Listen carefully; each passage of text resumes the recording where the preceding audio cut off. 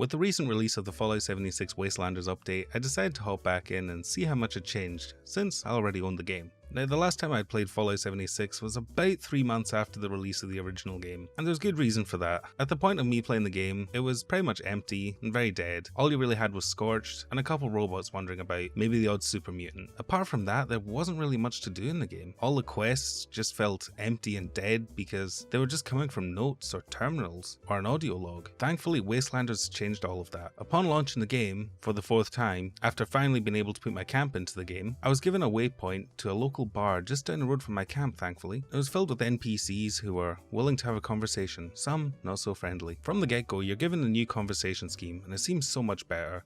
It really brings me back to older Fallouts, not the classics, not the originals, but Fallout 3 and Fallout New Vegas, the ones that a lot of us hold dear to our hearts. I was actually pleasantly surprised to see that there were skill checks thrown in, even though this is one of the first quests you're going to be doing. So for higher level players, they're still worth going back. Low level players, although you can do them from the start, if you want more caps, you're going to have to get those skill checks up. And I was really happy to see this because before, there was no point in leveling up my charisma. There was nothing to use it on. Now, thankfully, all those special perks that you have actually make sense. And you can put points wherever you want, and it might actually come in handy. And it actually feels like the conversations take a different turn depending on where you go. Unlike Fallout 4, which they all just led to the same point. It was just a different way of saying it. I realized the quest also feels a lot more dynamic compared to every other quest in Fallout 76 beforehand. You're given 2 optional objectives that really can change the way you play it. On my way to actually do the quest, I accidentally stumbled onto one of the optional areas, and they kindly gave me a key without having to threaten him with a gun, nicely enough. Although that was thanks to a skill check. Upon reaching the point of the objective, the new Raiders base area, as I could force my way in, I could sneak in the back, which I accidentally found, although you were meant to find that out from somebody else. The door was open, so I could have just snuck in anyway, but I went in through the front door with the code that I have instead of using my threatening skill check, and the place actually felt alive. There was a band playing, people would make comments as I walked past. It was nice to feel the world actually feeling alive, a bit more like a real Fallout game, although not really thinking about it.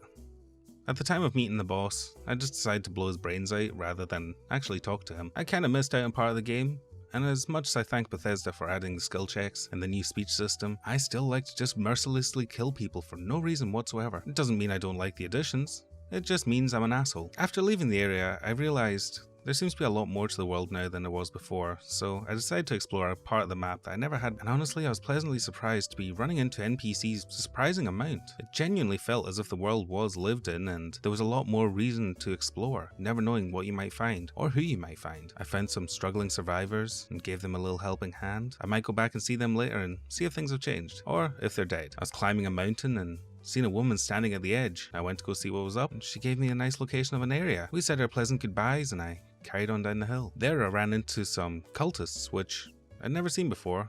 Don't know what kind of cult they belong to, but maybe I'll find that out as I travel through the game. Or maybe they're just a dead end, like a lot of the stuff seems to be in this game, but Bethesda are trying to do some work on it. We'll give them time. They've only had well over a year, but we'll give them a little bit more time. As you continue the quest, slight spoilers, you clear out a cave that's been overrun by Scorched, and upon returning, it's actually filled with mole rats and other kind of insects, which is nice to see. I know it might be instanced, but it's still nice to see your actions reflect on the world. I have to say, although this should have been in the game from the start, Bethesda have actually done a not bad job. It's not a huge compliment. I mean, they really still do push the Atom Store on you, even from the moment you launch the game, no matter how many times you've launched it. But you can earn atoms fairly easily in-game, which isn't too bad. Fallout First is still a bunch of bullshit though. £100 a year to start a private world? Fuck you, Bethesda. Aside from that, when it comes to glitches in the game, they've really done a decent job, especially with the shitty engine they're working with. The entire 8 or 9 hours I've put into it so far, I haven't fallen through the world once. My inventory hasn't been stolen, although there have been a couple NPCs who are just standing still, or some that have even ran away from me for some reason. They're weird, kooky, typical Fallout bugs, typical Bethesda bugs, but I don't mind them so much because they're not really game breaking.